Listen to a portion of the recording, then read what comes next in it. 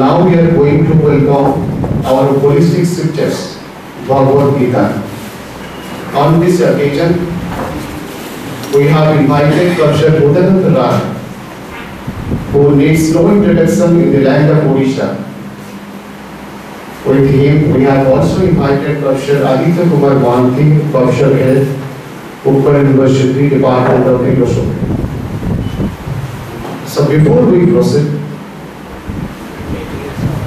may I request Prof Hrudananda, who is the chief speaker of the occasion, sir, please come to the dais. And Prof Aditya Banti.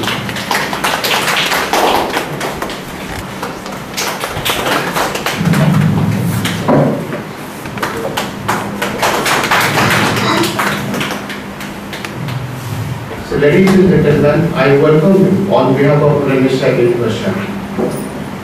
So before we go ahead, may I request Professor Mohanty to introduce our chief speaker, Professor Hrudananda. Dear Professor Hrudananda, esteemed guests and dear friends of Dhenkanal University.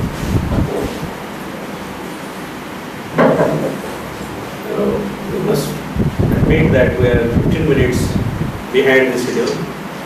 Normally it doesn't happen. But today we are constrained to begin the meeting 15 minutes later.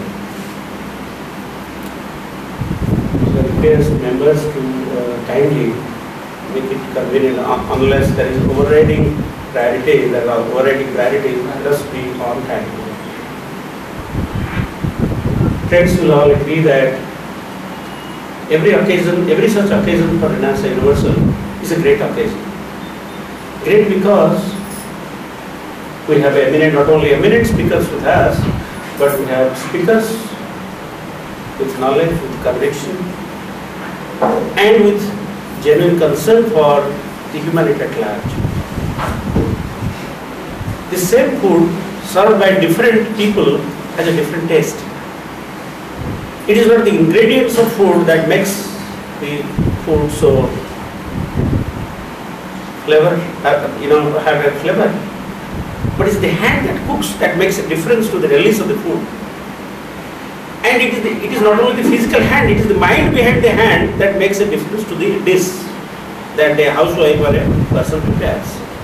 Similarly, it is not simply words or language which makes a difference to the audience or the listeners, but the person behind the speech. Meaning thereby, it is not only the person, the physical person, but the mind, the conviction, the concern, the commitment, the involvement, the sense of identification with what one says. That makes a profound difference in the audience. I must confess, I should not take more time, but I cannot but say this. Professor Hrudananda is one who for the last more than 4 decades, 5 decades, has been educating, inspiring people across Odisha. There is no subject on which he cannot be at home to talk, to share his ideas. I take him as one of the brightest luminaries in the firmament in the philosophical firmament, the literary firmament. If I am in a philosophy or I am a teacher of philosophy, it is only because of him, because he was the one who inspired all of us to choose this subject. And if we are what we are, largely because he is behind us. I take him as a mentor. So, bit of, you can say, autobiography, what should I say? I cannot but say there are many such people who have come from Puri to listen to his talk. So, we are really not privileged, we are really blessed by his presence. And now just before this, he was giving an interview to OTV. So, from 2:30 onwards, he is preoccupied, but nonetheless, he opted to come. We are thinking that perhaps we cannot have him here such a long distance and at such a cost for his health. But he has graced us by coming over here, and he is talking on a subject that is the message of the Bhagavat Gita, which you will agree that is a existential manual, a manual for living for people at large, people irrespective of the religious fold they belong to, or the kind of social ideologies that they profess or they adhere to. So everyone, irrespective of nationality, irrespective of religion, irrespective of any sectarial affiliation, everyone has something to get from Bhagavad Gita. That is why Bhagavad Gita is said to be one of the three fundamental canonical texts Prasthantrayim in India. And very strangely you will find that this is in the form of a discourse between the Master and the Lord Krishna and Arjuna. It is only a discourse. Bhagavad Gita begins with discourse, Arjuna's disappointment, and ends up with Arjuna's determination to fight. So Bhagavad Gita, if you take it as a manual of ethics and values or existential manual for living, it is given in a situation where there are two sides of the battlefield. There are people, arrayed in two sides of the battlefield. It is an occasion for war. There cannot be more urgent or more challenging, more pressing situation than the war. War which is highly consequential. It's not simply a debate or a dialogue or an ordinary feud or a dissension or quarrel, but it's a war where both sides people are armed. So this is a situation, a very eventful situation where Bhagavad Gita is given. But strangely enough, whatever has been said, whatever questions were asked by Arjuna and whatever answers were given by Lord Krishna, if one goes through it, one feels oneself identified with Arjuna. Someone who is overtaken by a dilemma to do or not to do. Take up arms to fight or not to take up arms. Renewable battlefield. Because both the alternatives are equally unpalatable. That is what Arjuna is in. He is in an existential dilemma, and this is a dilemma. So Arjuna can be taken as a representative of any moral agent, any moral person, any individual who is in a fix or in a dilemma. In English we call it, he is between Scylla and Charybdis. There is an express Scylla and Charybdis. When the boat passes through two hills, Scylla and Charybdis, if it goes away, it dashes. If it comes this way, it also dashes. So when both the alternatives are unpalatable, Arjuna seeks the counsel or the advice of the master, and you know what has taken place. So this is a representative text. And Arjuna represents any one of us, every one of us. That way, this text is so profound in meaning and significance, and the study of Gita is highly consequential. So that makes us more pertinent for all of us. Not only we, but our comrades, our friends outside, our kindreds outside. For them, Gita remains significant, irrespective of time and place. So Gita has its message, which is never unsullied, can never be undermined with the passage of time. You cannot say Gita is relevant today and it is not relevant yesterday. So it has its perennial appeal. It has its universal message. It is always of contemporary relevance. So that way, we are fortunate that we have this topic has been selected, and we are blessed and we are graced that a philosopher, a thinker of Prof Hrudananda's stature is with us to share his ideas on the message of our Gita. With this, I request Prof Hrudananda to kindly share his ideas. President of this evening, Aditya Babu, learned friends.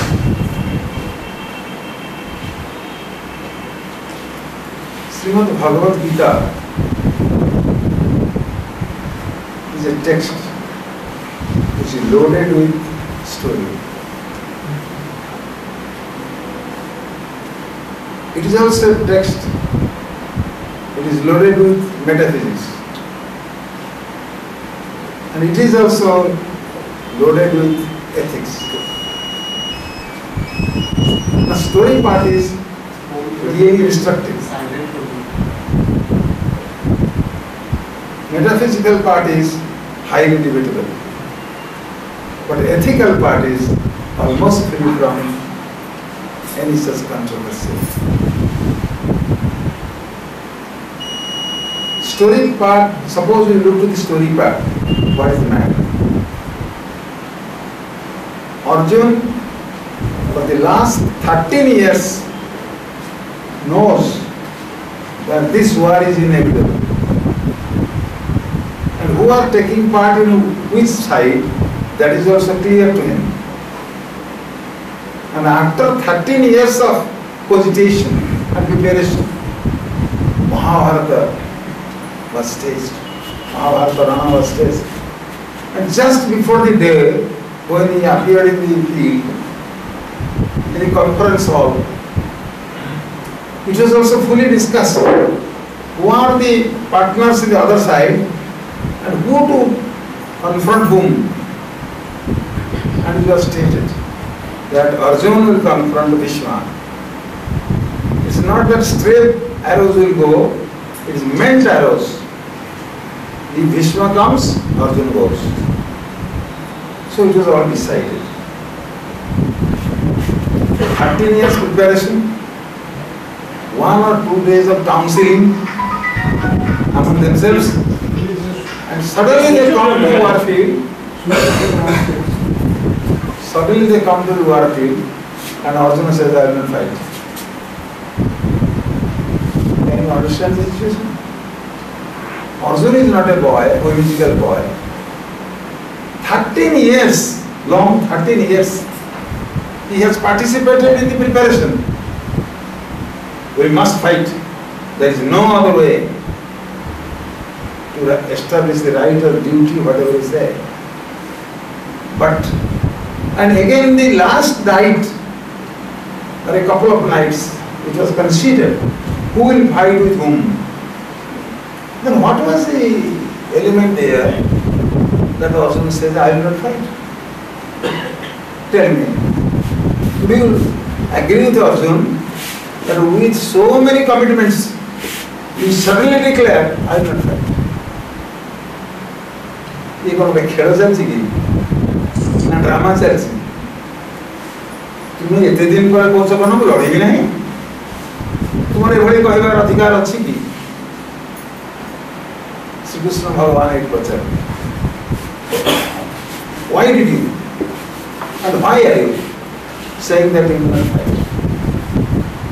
उत्तर से कहले ये युद्ध है relative माने मरिए भगवान श्री कृष्ण ने ओ इतने लेट इतने बेटे जानेगा ये पटे रिलेटिव से पटे रिलेटिव एरो एक्सचेंज हो ब्रह्मास्त्र यूटिलाइज करा जिवो एटम बम पका जिवो and you come to realize now that this war कौन है वो ना relatives will die. Why did you say earlier that I do not want to go to field where my relatives will die?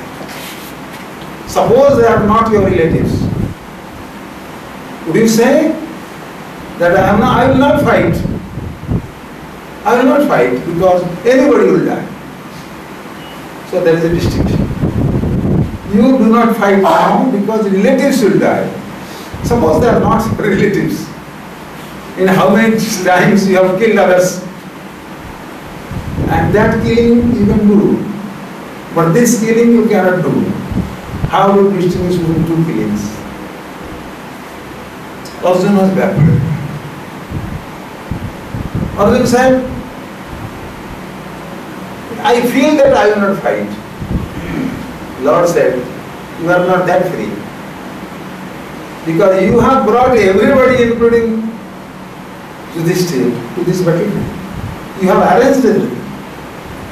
And you are now leading the army.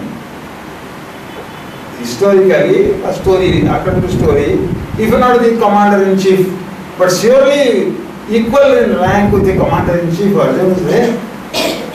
And the Lord himself has come on his chariot. And the gentleman says, I will not. Again the question comes, suppose they are not your relatives. Would you have taken up arms against them or not? How many times you have taken arms against people and killed them mercilessly? Mercilessly is not a land. And what has happened to you now? Tell me what has happened. Arjuna could not give an answer. Then the Lord said, if you run away from this field, you will be decried by your bitterest enemy and dearest friends. You assure everybody that you will be in the front, but now you say, I will not be also in the back also. I will run away home. If you run away home, the war will not leave you. The war will follow you to the bedroom. This is not an ordinary war. The Maharana, Mahajuddha, total India entrusted. What will you run away? Arjuna is backward. Then Lord says, Arjuna, whenever you act anyway, it is all upadesha for all of us. Admonition or upadesha, advice. ଯେତେବେଳେ ଆପଣ ଗୋଟେ କର୍ମ କରିବେ ଏଇ କଥା ଟିକେ apply କରିବେ। କହିଲେ ସ୍ୱଧର୍ମ ଅପିଚାପେକ୍ଷ ମାଇକମ୍ Bidu ମାର୍ଗସେ। It is your ସ୍ୱଧର୍ମ to fight. ଏବେ କହୁଛୁ ଯେ ମୁଁ ଯୁଦ୍ଧ କରିବି ନାହିଁ, ହଁ ଆଜି ନ କରିପାରୁ, କିନ୍ତୁ ଇଏ ତୋର ସ୍ୱଧର୍ମ ହୋଇଥିବାରୁ ତୁ ଦିନେ ନା ଦିନେ ଯୁଦ୍ଧ କରିବୁ। ସେତେବେଳେ ଆମେ ନଥିବୁ, ଆଜି ଆମେ ତ ସାଙ୍ଗରେ ଅଛୁ। ଯୁଦ୍ଧ କରିବୁ ତ ଆଜି କର, କିମ୍ବା କେବେ ଯୁଦ୍ଧ କରିବି ନାହିଁ ସେ କଥା କହ। ତୁ ଯଦି କହୁ ଯେ ଯୁଦ୍ଧ ମୁଁ କେବେ କରିବି ନାହିଁ, ଏହା ମିଥ୍ୟା। କାରଣ ତୋର ସ୍ୱଧର୍ମ ହେଉଛି ଯୁଦ୍ଧ କରିବା। ଏଠି ସ୍ୱଧର୍ମ କ'ଣ? ସାଧାରଣ କମେଣ୍ଟେଟର ମାନେ କହନ୍ତି Arjun belongs to a royal family and is a Kshatriya by birth. So Juddha is his duty. No. Lord is not that cruel to see that we are born in a Brahmin family and you say he must be a Brahmin because you are born to a Brahmin family. This is no argument. What is Swadharma? Swadharma is based upon Swabhava. There is no floating or flying Swadharma. It is based on Swabhava. Your Swabhava is such that you will fight today, tomorrow, or any day in your lifetime. So, when you talk about your Swadharma, you try to understand what is your Swabhava. Lord goes to elaborate what is Swabhava. Swabhava is inborn quality. Some people are born with certain propensities, inclinations, and they do not know what is their basic inclination.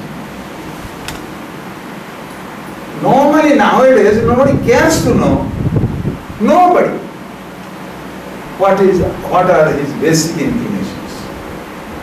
In America, any child goes to education, they first decide to which channel he will follow. But in India, parents decide, my son will be an IAS. Whether the child has an administrative capacity, whether he is capable of controlling men and material, the father doesn't regard. परदिन गोटे छोट छुआ देखिए, छोट छुआ झील से मो पाखे आसला बोले माँ कौन हबू ना मु IAS है। तते कथा किए कहला ना मो मन को मन जानिली बोले बुझिलु मो मास्टर लोग तू मते कौन बोल धरलु तू मन को मन IAS जानिलु BCD कहीं जानिलु नहीं। तते कथा निश्चय किए कहलिस टिके रही गला कहला बापा मुझे बापा तो ये कही न थांते तू ये मु आगे कही पार न था पचार बापा को कहीं IAS है ना नाम पचार बापा कहता तू गोटे मेहनतर हो तो हाँ भरता ना मुझे IAS हो कहीं हाँ भर ता माने आम फैमिली रे अनथिंकिंग कारबार चलछि IAS कौन हो कहीं के लोकेशन दिखाऊंगी मु कहीं IAS है भी ये सब विषय स्थिर न करी आम पुआ IAS हम से खाली जोड़े 3टा मास्टर जो मास्टर themselves आईएएस है ना से ट्यूशन मास्टर को रख दो जो मास्टर निजे आईएएस है ही नहीं सी पुणी पढ़ेइबो 4टा दिन घंटे 4टा ट्यूशन मास्टर पढ़ेइबे एवं से पिला आईएएस हो ये केते फैंटास्टिक आपण माने फुल ब्रेन रे भाई करथि खास पॉइंट जहाँ पिला हवा को इच्छा करिवो सेता स्वभाव रे प्रकाशित करिवो आम एडवाइस रे न आपण गोटे पिलेटे जन्म होइछि बोली से पिला से आडू घेरी गिराई दिव्य ज्ञान से ता ज्ञान दिन ता स्वभाव जना पड़िबो यार स्वधर्म कौन यह न जानी जो बापा माने भुआ बोलुछंती से निजर क्षति करछंती पिलार क्षति करछंती समाजर क्षति करछंती एवं रेनासा यूनिवर्सल भी क्षति करछंती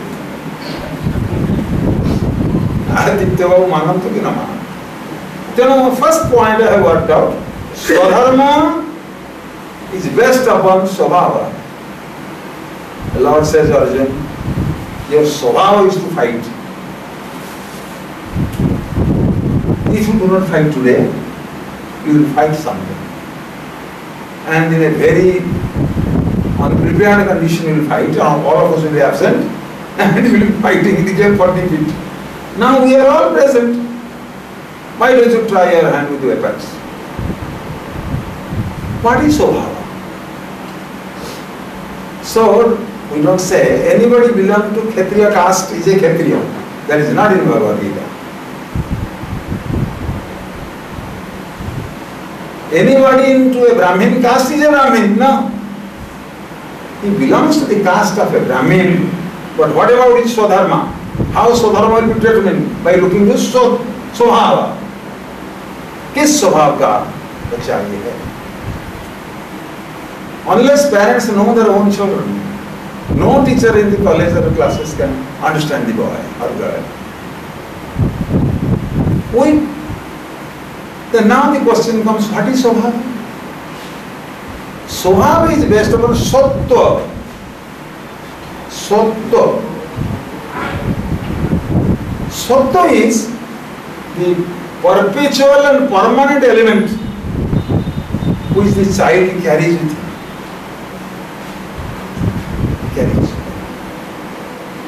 Where from he carries?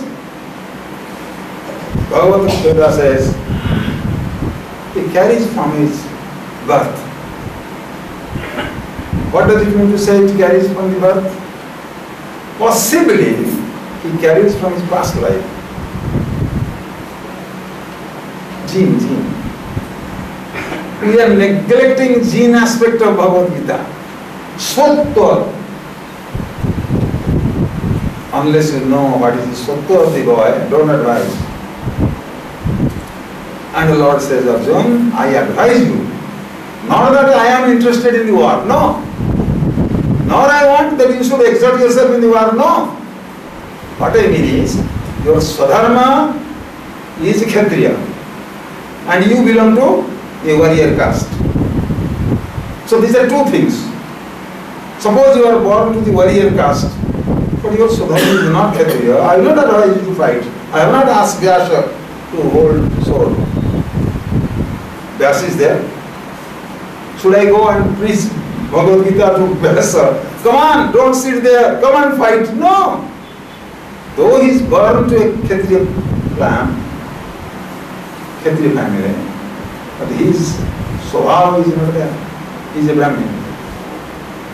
Then Lord elaborately says, analyze your Swabhava. Brahmin, Kshatriya, Vaishya, Shudra. They don't refer to caste here. Of course they mean caste, but it is, they do not refer here. If they would have referred to caste, it would be easy classification. You go and ask, what's your name is? No, my name is Mohanty. Oh, you are a Kshatriya, come. No, it is not that easy. Even if he is a Mohanty, he must be carrying germ of professor in him. He will arrange meetings at Dhenkanal. I will drag all of us. like an engine. So that shows Vidya Vistar, unka kaam hai. So he is of another caste. So the classification which is in Bhagavat Gita, who is a Brahmin, who is a Kshatriya, who is a Vaishya, who is a Shudra, it doesn't refer to our social classification, not at all. You bring the book and compare. He says, these qualities must be there with the person so that we can call the person a Brahmin, a Kshatriya, a Vaishya. And where does he get this Sohava? From Supta. Germinal potency the person has in him, and that will manifest. Suppose you have a seed of a banyan tree and you want to get plantain. If you put that banyan tree on the ground, can you get plantain out of it? Why not? Because sattva of the seed is banyan tree.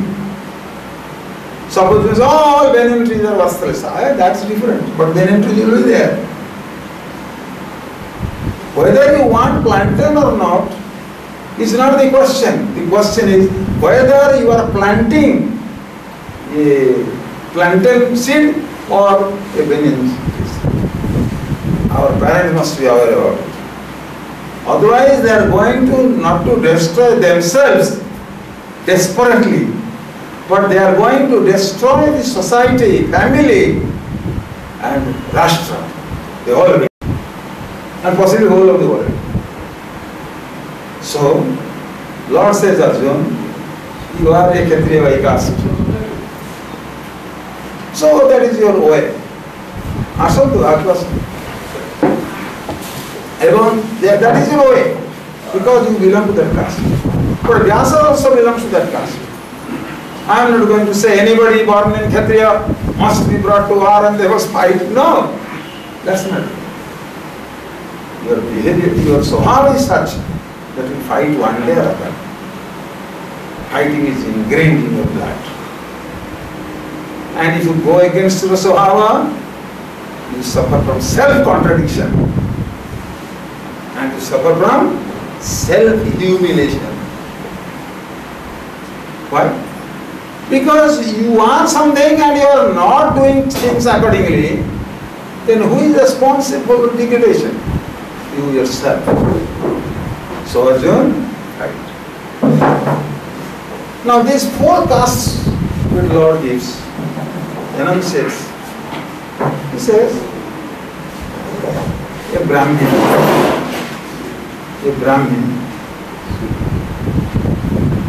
is for knowledge, not for action.